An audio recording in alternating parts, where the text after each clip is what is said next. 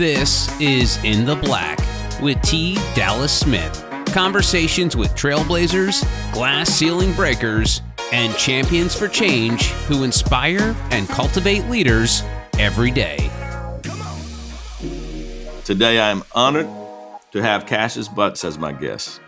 Cassius is a nationally recognized leader, advisor, and entrepreneur who has served multiple United States presidents and helped shape the economic landscape of America.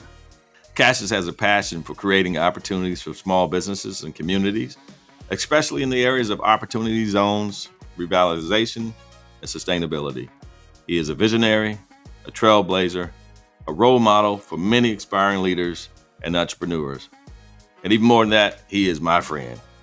Today, Cassius, welcome to the show, my friend. Thank you very much. I really do appreciate that. And, the best part is the last thing that you said, that I'm your friend. So I get to do this and I don't have to pay you and you don't have to pay me. Hey, man, there you go. That makes it even better. I still got you for a smoked old fashioned at the Ritz-Carlton downtown Atlanta. Don't worry about that. I'm looking forward to it as well. I'm looking forward to it. Well, hey, I want the audience to know it turns out I'm not the only author on this podcast today. So congratulations on writing your new book, Exceptional, being the exception to the rule.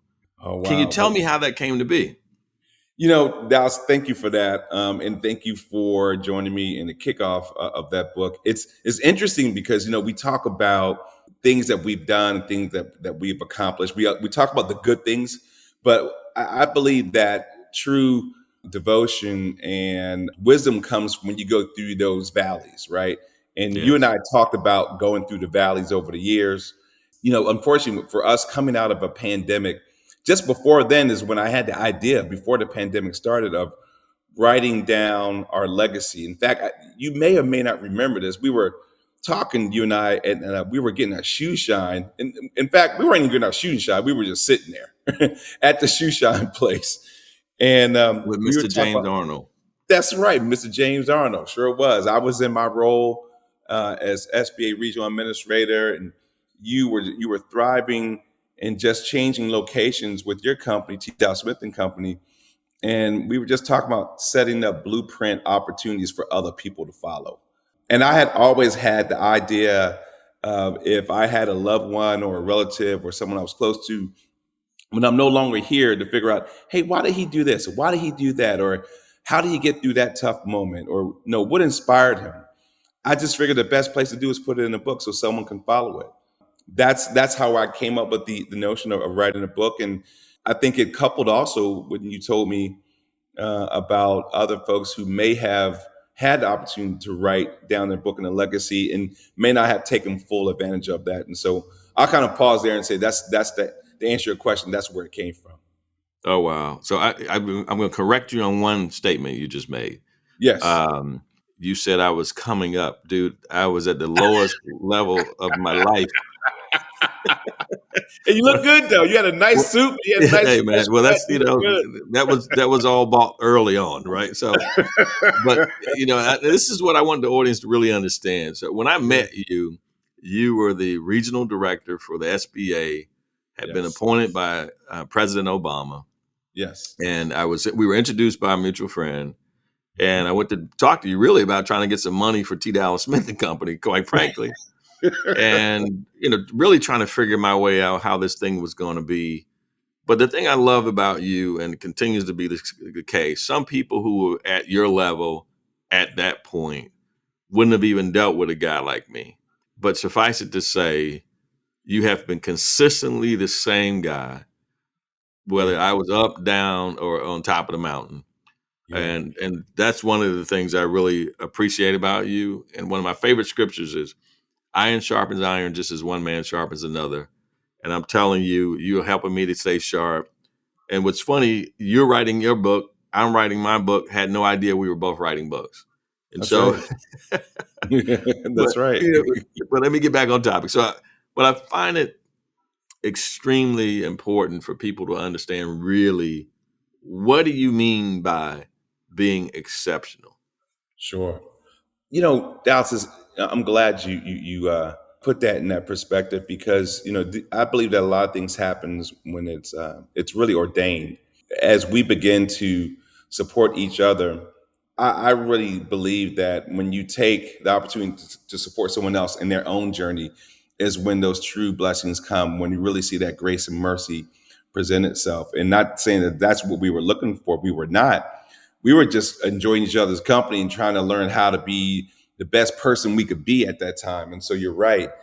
Being exceptional comes from a place or something that I thought of for a long time, and that really talks about being, you hear people talk about being in a bubble.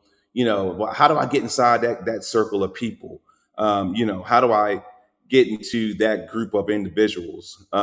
And for us, it's more or less like we were like, how we govern ourselves. We took Mm. like, hey, we are that person.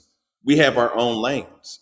And that's what I believe. I believe that being exceptional means that you just really stay in your own lane. I learned this concept years ago when I was in school, coming out of high school and going to college at Morehouse College. And I learned this term called self actualization.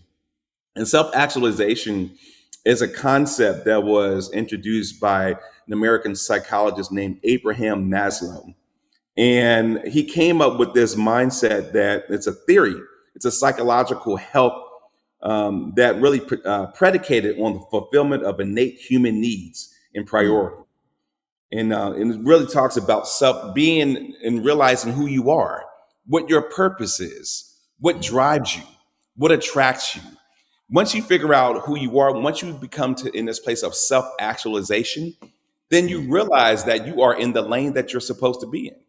Mm. And that is something that makes you exceptional, no matter what it is, no matter what endeavor you're involved with, whether it's politics or business or real estate or medicine, health, it doesn't matter. You are exceptional. You have a unique chromosome that's geared specifically just for you. Mm. And the entire mindset that I believe of having that self actualization mindset is what makes you exceptional. Amen. Well, I'll tell you one thing I know that you are exceptional at, and I'm still amazed at it. You were brought in by George Bush as a Yes. fellow. I forget, you'll tell me exactly what that was, but from Bush to Obama to now in Biden administration, not to forget Governor Kemp here in Georgia, your Yes. ability to be exceptional, whether Democratic hat or Republican hat, Yes. it's amazing to me how you have that ability. But Yes. talk about a little bit of your achievements that you accomplished as a regional administrator for the SBA under President Obama administration. Sure, certainly. And I'll speak fondly of that. I came into this place of existence as pertains to politics, really as a happenstance of my family. My grandfather ran for mayor of the city of Orlando in 1980 as a conservative, as a Republican. And that has always been my family background on that side of my family. The other side had the complete total opposite. They were involved in politics on the Democratic side. My point is that it's almost like my religion. my, my father grew up in the Catholic Church, went to Catholic school. My brother and I grew up. We went to Catholic school, grade school, up until finishing out in elementary and going into junior high school, and then we went to public school. But my mother was raised as a Baptist and was baptized in a Baptist church, and so depending on the time of year, Dallas, you can appreciate this. If it's anywhere between August and let's say January or February going into the next year, we would go to church, my brother and I, with my father. Outside of that time frame, we'd go to church with my mother, which was at the Baptist church. And the reason why is that between August and January, February is football season. So, we know if we went to Catholic church, it was only going to be an hour long, and we were out of there, and and we were back at home watching the football game. If we were with our mother, we would be in church from 9 o'clock All day. to about 3:30 that afternoon Yeah. in a Baptist Pentecostal church. So Y'all just getting warmed up at that point. exactly. But as it relates to politics and government, I typically have seen things from a perspective where a lot of what my grandfather instilled in me I still hold true today in the way that I govern myself. I believe in true government. I believe in those who have the right mindset and the right heart to do the right thing at the right time. And as vague and as trendy as that sounds, it's true. No matter what, it's true. So I have that opportunity to say, hey, we want to make great things happen because this is the state that where we are in this economy in this country. Over 99% Dallas of our economy runs off of small business. And so when you see like a 99%. 99.7% to be specific. So when you see a Target or Walmart or one of these other stores, you see the big name, and it's why there's so many Target and Walmarts around. But guess what, Dallas? There are thousands and thousands of small businesses that makes up the products that goes inside those stores.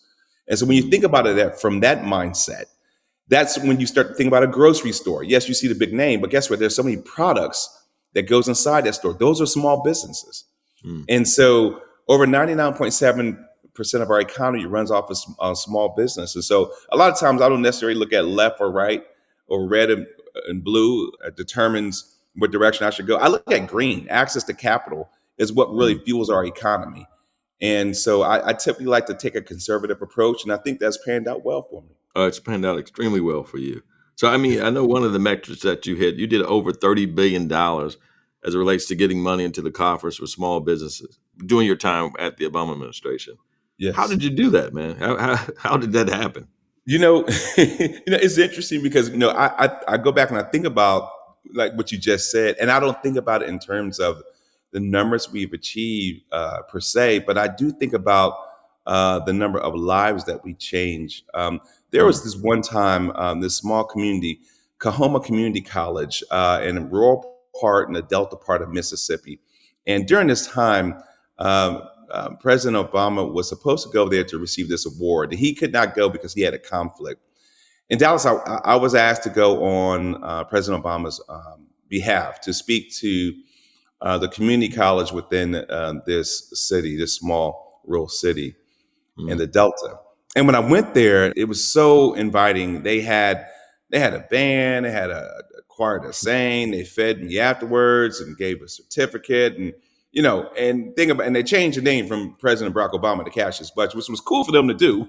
but they did keep one award to go to the president, which I was able to deliver to him in person at the White House. But where I'm going with the story is this. The first thing that the president of the community college said, we just want to thank you for not forgetting about us. You came here regardless. You came here because, you cared.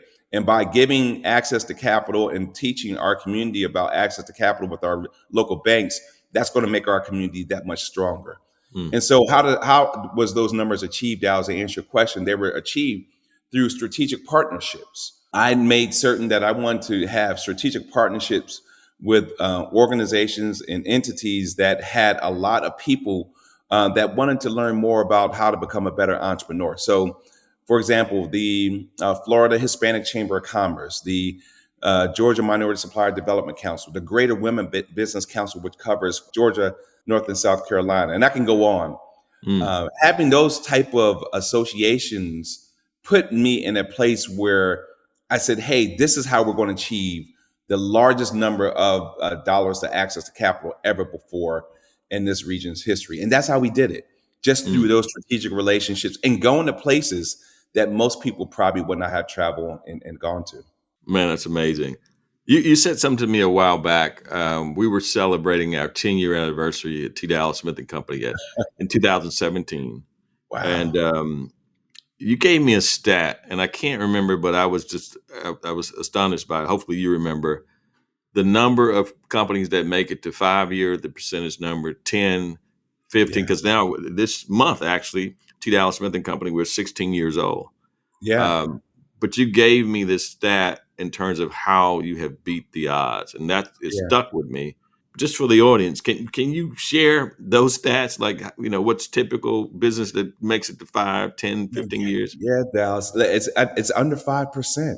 It's under 5%, Dallas. And what's amazing is that it's sad that under 5% of those businesses, small businesses, make it past a 5-year mark because of really two things. One, is the access to capital, and two, the management of when you do receive the access to capital. And Mm, so the mindset of getting capital is one, but the second thing is like, how do you manage and stay mm. afloat? How do you stay in existence? And so you all have been so successful at that. In fact, if I'm not mistaken, I think I gave y'all a plant too. That's still in your office, right? You gave me the money plant. It's still here, although admittedly I don't have a green thumb, so it's on life support. But but it does but not but but reflect the company's financial stability. but the best part about it is that it's the same way that folks were able to stay in businesses, that you just gave it the attention that it needed. You watered it, you nurtured it. In fact, if I'm not mistaken, when I came there a few years ago, I said, Dallas, what's going on in the plant? He said, I'm not sure. I said, oh, I know what it is. You got to change the pot. He said, what do you mean? Whew. I said, the roots have grown so much, they need a place to grow and spread. And Man, when you that was did, dude. That when I tell you, yeah. as they say in the old church, that'll preach. That and it was like a real revelation. You're like, Dallas, this thing is getting bigger. You still got this thing in a smaller pot. And true enough, I replanted it, and it started to bloom and take flight, I should say. But you're Yeah. absolutely right. And sometimes, as people, if we're stymied in a situation, we need to Hmm. replant ourselves in different places. And that's what I mentioned kind of early on. I have you as one of my, in one of my brain trusts to help keep me sharp. And I think that's important. If you the old adage, if you're the smartest person in the room, you probably need to get another circle, right? You're right But about that. I, you've heard me say what I'm getting ready to say 1,000 times, and Yeah, ode to my mentor, friend, my old boss, Herman Russell, HJ, affectionately called, used to say on a regular basis, "You're either at the table or you're on the menu." that's right. With that being said, I want to ask, how is it, with your walk and your personal mission, that you've been able to speak up and speak out about issues and challenges at all these different tables? How are Yeah. you able to do that? Dallas is interesting. I hear you say that because I, even as you've talked and we've laughed over the years, I've learned so much, not just from you, but from the folks who you actually used to rub elbows with, helping to start the real estate division, starting the real estate division for H.A. Russell, Mr. Russell. And that's valuable wisdom, to see and be around an individual who has really transformed not just Atlanta, but the world. Yeah. And so, when me say how, actually just going back to really my book and thinking about what is it that I wrote in there that made me think about that. And one of them is really, it's in chapter 8. It really talks about, you are a superhero. What is your Mm, superpower? And when I'm able to identify folks' superpower, including my own, I own into that, right? And I'd stay right there. And that's what I mean when you often hear me say, "Hey, I'm just staying in my lane." I just stay in the lane that I have. And you told me one time, Dallas, you said, "Hey, listen, I'm not a CPA, but I know one. I'm not an accountant, but we've hired one. I'm in real estate. If you're talking about real estate, I can get you to the end of the line. Anything outside of that, we'll get somebody else to come in to do that." So how?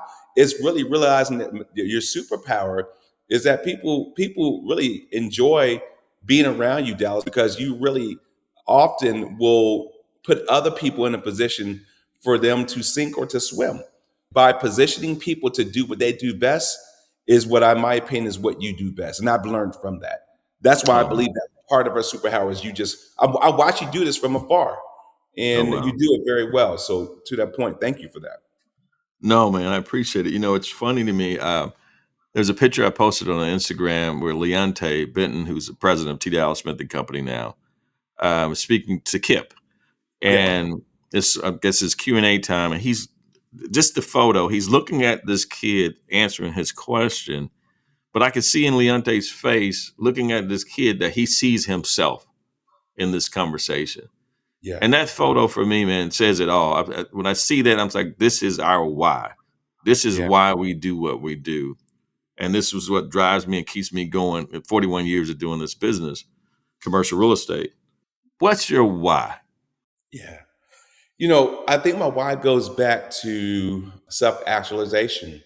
It goes back to realizing that I'm not just here to work in the industry of helping people, organizations, communities with access to capital and advising them on strategic blueprints for them to be successful. That's what I do for a living. I actually give strategies as chief strategy officer and managing partner at Global Leader Group, and also owning my own company of CFP Advisors as well. I'm actually owner of both of them. I have a small percentage that I own in Global Leader Group, and I say that for a reason. And I said that not to put myself in a position of saying what I've acquired. I'd say that I put that in a position to say that I've done this not by myself, right? I've realized that in order to get to that mountaintop, that you have to be in a place where someone can help you when you need that push. My why goes back to really that self-actualization of saying, hey, I'm here to add value to the people who I love and care about, but I'm also here to inspire those who I don't know, people who may be reading or looking from afar, just as though I've looked at you as a friend. My why goes back to what I really talk about in the book. And it's really in chapter 5, and that's your faith will never fail you. If you rely on your faith in all that you do, you'll never become lost. And your faith does not necessarily mean that it's one particular religion. It could be Christianity. It could be Buddhism. It could be Catholicism. It could be a lot of different things. It could be just yourself, if that's what your religion is. But as long as you're believing in something bigger than yourself, and then when I mean yourself, not yourself, the physical person, but the person that you're looking in the mirror, that perfection of blueprint. And so I believe that, your faith will never fail you, Dallas. And as long as I rely on my faith, I'm never going to become lost. No matter what I go through in life, no matter how many peaks and valleys I have, my faith is never going to fail me. Amen. We have to take a break, but hold on 1 second. Coming up next in my talk with Cassius Butts, Cassius discusses his collaborations with two legends, Tyler Perry and T.D. Jakes, and explains what makes them exceptional. I think the part that makes them exceptional, Dallas, is both of them have realized that they're in a position to not just be successful within their own right, but they're in a position to be successful at serving. This has been In the Black with T. Dallas Smith. To find out how you can change the dominant narrative in the commercial real estate industry and challenge the status quo to improve the lives of others, go to tdsintheblack.com. In the Black with T. Dallas Smith is a production of Forbes Books.